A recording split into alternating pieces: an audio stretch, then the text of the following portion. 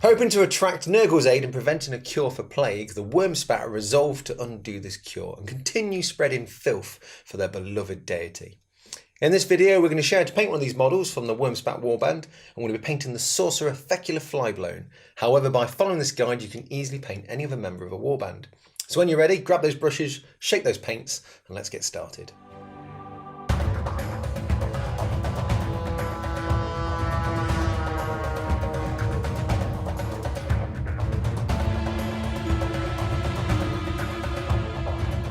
Before we begin painting, the first thing we need to do is undercoat the model. And as you can see here, I've used Death Guard Green, which is perfect for all the colours we're going to be applying in this Nurgle-based video. Now the first colour we're going to be applying is Creed Camo, which is a contrast. So I'm just going to give it a quick shake, get that pot open like so, and then we're ready to start applying that. So we're coating this on the green cloth and the green armour. I'm going to use a medium layer brush for this, just for a bit of neatness so I don't go too mad when applying it.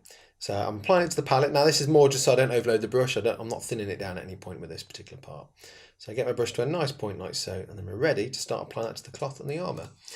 Also, it is worth noting, I've not glued the retchling down, so actually if I need to, I can just spin it out of the way when I start painting areas in these details here.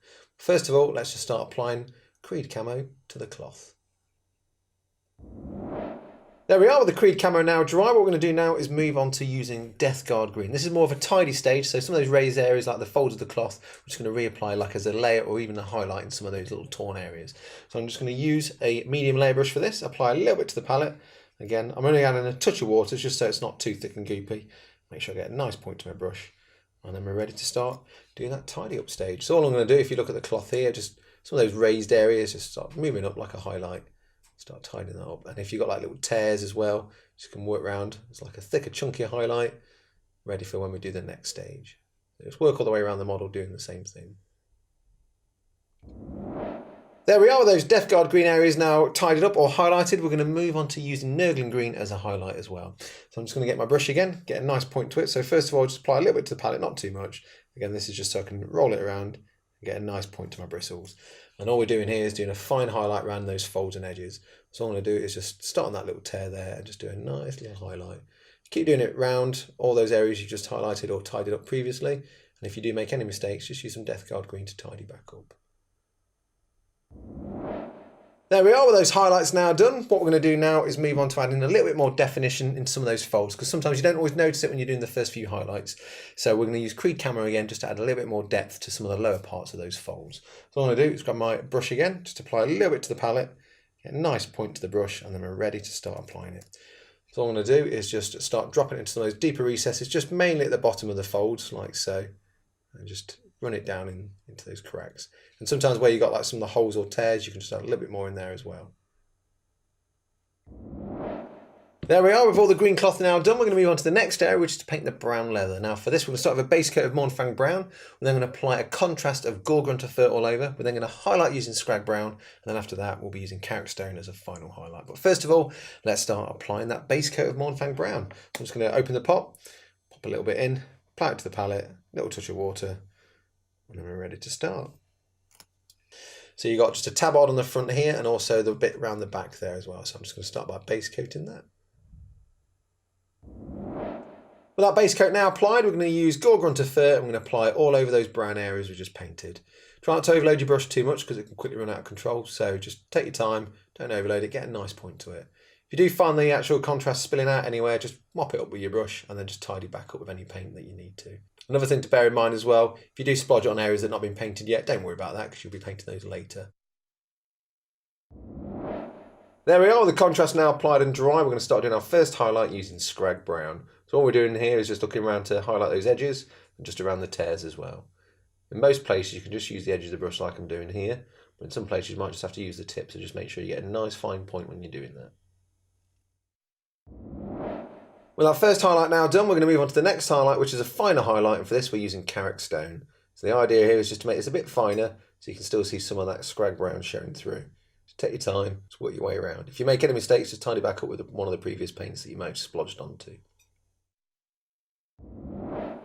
There we are. Now that we've highlighted the brown leather areas, we're going to move on to our next area, which is to start painting the skin details, the meaty bits, the tentacles, as well as the bandages and straps on the model. Now for this, we're going to be using Rackar flesh. So what I'm going to do is grab my medium layer brush. So I'm going to apply a little bit to the palette like so, a little touch of water so it's not too thick and goopy.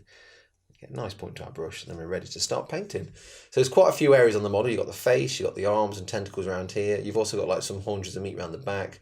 There's lots of meat exposed or flesh on the tears of the cloth, and also the little retching in the front here as well as bits. So I'm just going to start on an arm and work my way around. If you're not sure, just check the box art for details. There we are with all those skin areas and straps and bandages now base coated with Racar flesh. What we're going to do now is move on to applying some other colours. We're going to start by using contrast paint, which is Gulliman flesh. We're going to thin this down with contrast medium. After that, we'll do the same thing using volupus pink, just to add a bit of like pinkiness to the tentacles and some of the meaty bits. After that, we'll then tidy back up with Racar flesh, finish off with a highlight of pallid witch flesh. But first of all, let's start applying that contrast medium to the Gulliman flesh. So all I'm going to do is get 2 dollops of contrast medium, just place them now on the palette like so, and then 1 dollop of Gulliman flesh. Just mix it together. This will give it a slightly paler skin than what you'd be using if you just did it straight from the pot. So once I've loaded my brush up, I'm ready to start applying that to all the skin areas. So we're just keeping this to the skin. So the straps, like the bandages on the staff, you won't be applying it there. If you do get it on there by accident, just tidy back up with Racar flesh. With the Gulliman flesh now dry, we're going to do the same mix using volupus pink, and we're just going to apply this just to the tentacles. So starting from probably like halfway, working your way up, then a bit more to the tip like so. Also any meaty bits as well, like this haunch of meat on the back, just cover that just so it looks a bit grim and horrible. So just apply that like so. With the volupus pink now dry, what we're going to do is start using Racar flesh as a layer and a highlight. In some places we'll do an edge highlight, in other places we'll just layer up. And finally we're going to highlight with pallid witch flesh. So this is just a little highlight on some of those key areas where the light will touch. So things like knuckles, little joints, maybe some of the little spiky bits on the tentacle. There we are with the flesh bits now done. We're going to move on to the next area, which is to paint the skull, horns and bone. So for this we'll be starting with a base coat of Morghast bone. After that we'll be using a contrast of skeleton horde. Then on the tips of the bones and the horns we'll be using Cygor brown, and we'll finish off with a highlight of pallid witch flesh. But first of all, let's start with the Morghast bone. So we're just going to apply that to the palette like so, just a little touch, a little bit of water so it's not too thick and goopy. Get a nice point to the brush, and then we're ready. So I'm just going to start on the crown around the head. So I've already base coated previously with Racar flesh one part, but this one is going to be with Morghast bone like so. And don't forget you've got a few skulls scattered around the model, and also the bones, or the horn should I say, on the little retchling on the base as well, so don't forget to do that. Now that our base coat's done, we're going to use skeleton horde to start applying that over all the bone details, including the skulls as well as the horns, and I've also picked out his little toenails as well, so it's worth doing those too. Once the skeleton horde's dry, we're now going to use Cygor brown just to go on the tips of the horns, just to make it a little bit darker. So only probably like the top quarter of the horn. Don't have to go too mad. With the Cygor brown now dry on the tips of those horns, we're just going to move on to applying pallid witch flesh just to the tips of some of those areas of the horns, just where the light will catch.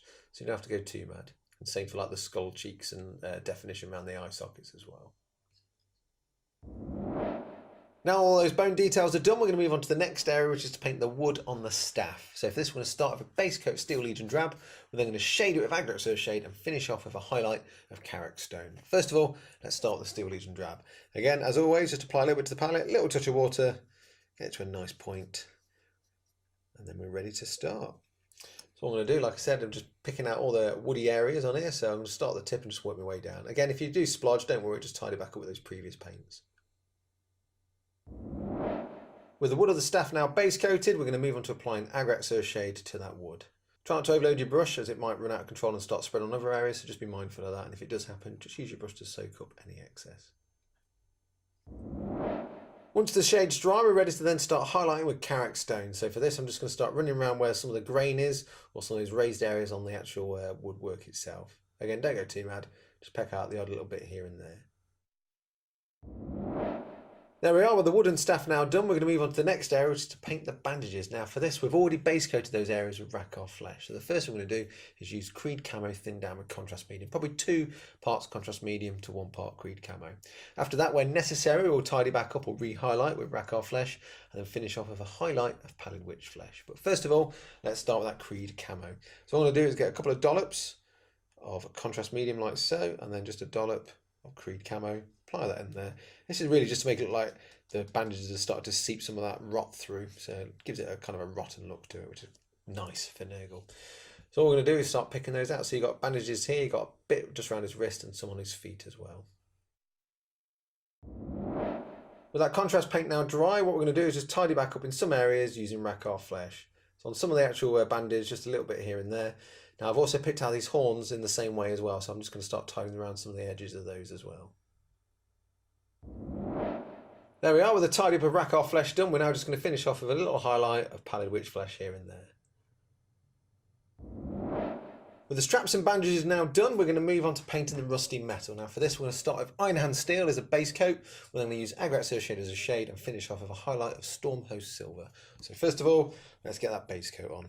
So as always, just a dollop of water added to that paint, get a nice point to the brush, and then we're ready.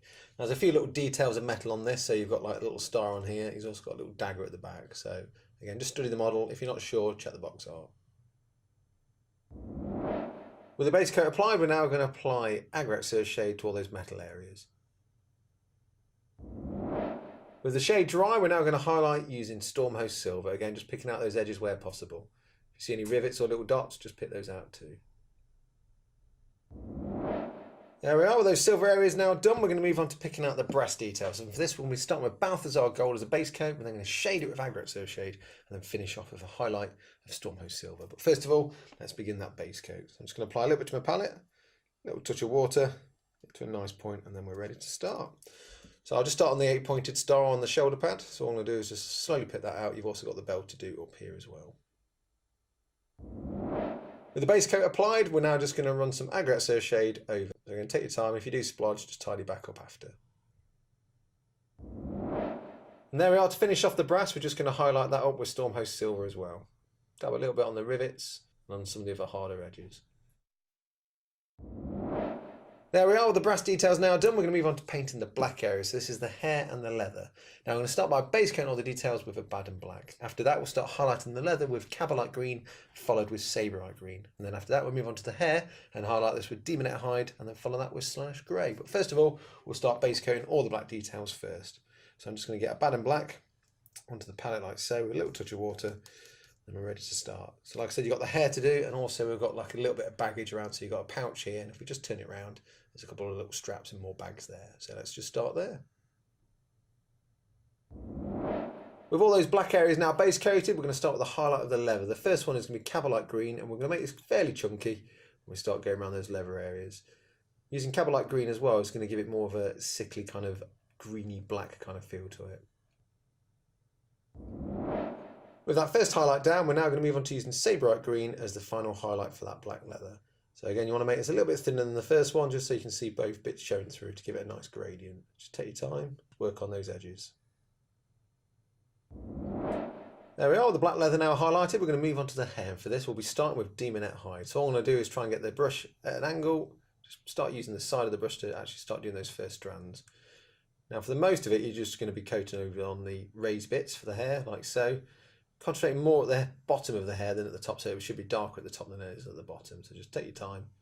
If you do make any mistakes, tidy it back up with a Baden black. With that first highlight done, we're now going to move on to applying Slanesh grey. We're just going to keep this to the tips of the hair and mainly towards the bottom. There we are, with the hair now highlighted. We're going to move on to painting the pustules. For this, we're going to start with Avalanche Sunset as a base coat. We're then going to shade or add some contrast around the edges of Volupus pink to give it that horrible soreness effect, and finish off with a highlight of Morghast bone. So first of all, let's start with the base coat. So I'm just going to apply a little bit to the palette, a little touch of water, and we're ready to start picking them out. There's quite a few on the model, so just take your time and study the model, and then just pick them out when you see them. So we've just got the one here on the shoulder pad, and there's a few on the tentacles, and also on his little wretchling beast as well. With the pustules now base coated with Avalanche Sunset, we're going to run some Volupus pink just around the edges. This will give it that nice sore effect, so it looks like they're just ready to pop. With the Volupus pink now applied to the surrounding areas of the pustules, we're just going to finish off with a highlight of Morghast bone, which will give it a nice sort of creamy, ripened look to those pustules.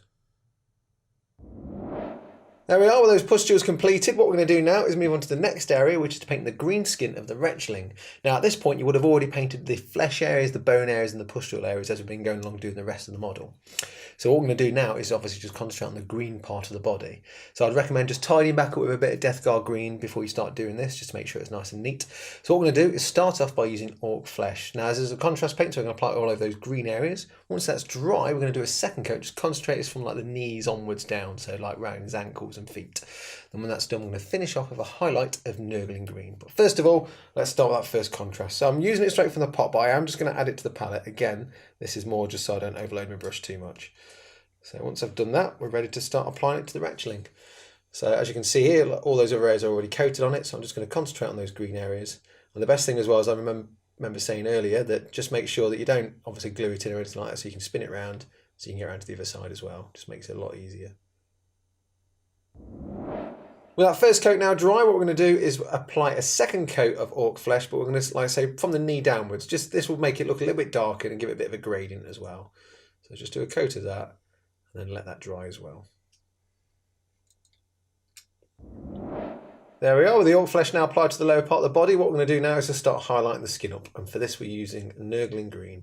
So I'm just going to find out where there's little bits of muscle are and just start doing some nice little highlights around it, picking things like the knee as well. There we are with the retchling skin now done. What we're going to do now is move on to the final detail of this model, and that's to paint its base. So we're going to start by base coating the stone using Mechanica Standard Grey. So what I'm going to do is grab my medium layer brush for this. Just going to apply a little bit to the palette as always, a little touch of water, and then we're ready to start base coating. So all I'm going to do is get a nice point to that, and all we're going to do is start picking out those details on the base. Now you've got a couple of little stones around there as well, so pick those out, and when need, just move them out of the way to get into some of those more tighter cracks and crevices. There we are with the stonework now done. What we're going to do now is move on to adding some texture to the base, and for this we'll be using sterling mud. So I'm going to grab my trusty texture tool and use the large scoop side first. So I'm just going to get some of that on that like so, and then I'm ready to dollop that actually onto the top of the base. So you can see there's some texture there. If you want to do, you can paint it, but I'm actually just going to add some of this sterling mud because it looks cool. So what I'm going to do is move some of that around like so, then move to the smaller side just for a bit more accuracy. So what I'm going to do is start doing that. Now once I've done this area around here, I'll just quickly move that retchling round and then just attach it into its little nubbin hole there. So it'll just dry with it and hold in place. Take your time, just get that texture on. And if you do splodge onto the stonework, just tidy up with some paint after. There we are with all that texture now applied and the retchling put in place. We're ready to start applying a shade. Now for this we'll be using Agressive shade. I'm going to apply it all over the base, including the stone and the texture. So I'm just going to grab a medium layer brush for this, just for a bit more control. Apply a little bit to palettes just so I don't overload the brush too much, and then we're ready to start applying it. So all I'm going to do is just start coating that over and just working my way around. Take your time, try not to let it pull too much on that stonework. With that shade now thoroughly dry on the base, what we're going to do now is move on to highlighting the base. For this we'll be using Carrick Stone and we'll be doing a dry brush.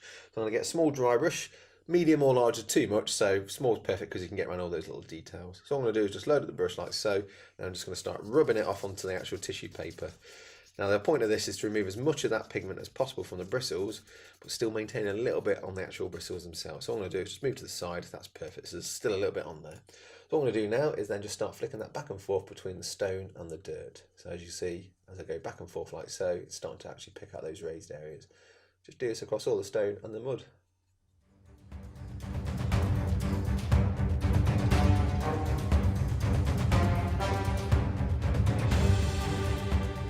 And there we are with the model now painted and based. Fecula Flyblown and her worm spat are ready to head off into the beast grave to spread pestilence and disease. Now there are a couple of things to remember when painting this model. Firstly, when doing any highlighting, always maintain a nice sharp point to your brush. If you do find it splaying, just dip into some water and use your fingers to get it to a nice point.